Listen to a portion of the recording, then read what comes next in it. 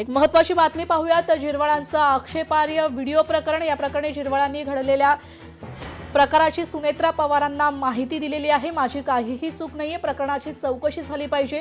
झिरवाळांनी स्वतःची बाजू पक्षाच्या अध्यक्षांकडे मांडलेली आहे। आपण पाहतोय त्याच्या घडीची ही महत्त्वाची बातमी आहे। झिरवाळांचे जे आक्षेपार्ह व्हिडिओ लीक झाले होते, त्या व्हिडिओवर झिरवाळांनी सुनेत्रा पवारांना स्वतः माहिती दिलेली आहे। माझी काहीही चूक नाही, प्रकरणाची चौकशी झाली पाहिजे अशी झिरवाळांनी स्वतःची बाजू सुनेत्रा पवारांकडे मांडली आहे। आपले प्रतिनिधी मीनाक्षी म्हात्रे आपल्यासोबत फोन लाईनवरून जोडले गेले आहे। मीनाक्षी, आपण पाहतोय झिरवाळांचा व्हिडिओ लीक झाला होता, त्यानंतर आता झिरवाळ स्वतःच सुनेत्रा पवारांना माहिती देत आहेत। माझी काही चूक नाही असं म्हणतायत। काय अधिकची माहिती?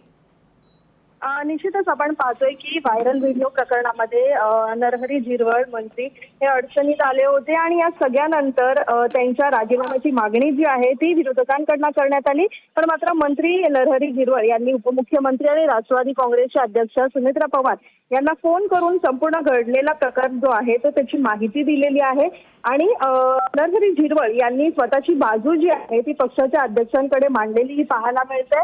तर या सगळ्यामध्ये एक माहिती त्यांनी दिलेली आहे की माझी यात काही चूक नाही आहे आणि या प्रकरणाची चौकशी झालीच पाहिजे। साठी नाशिक जिल्हा पोलीस प्रमुखांना आपण पाहिलं तर पत्र त्यांना दिलेलं आहे आणि आज जर आपण पाहिलं तर मंत्रिमंडळ बैठकीला देखील झिरवळ यांची दांडी पाहायला मिळाली। मात्र पक्षाच्या पुढील आठवड्यातील बैठकीमध्ये आपण उपस्थित राहू अशी देखील त्यांनी बाजू जी आहे ती फोनद्वारे सुनेत्रा पवार यांच्याकडे मांडलेली आहे। त्यामुळे पुढील आठवड्यात होणारी राष्ट्रवादी काँग्रेस पक्षाची जी बैठक आहे या बैठकी अंतर्गत काही निर्णय किंवा नेमकं काय निर्णय होईल याकडे सगळ्यांचं लक्ष लागलेलं आहे।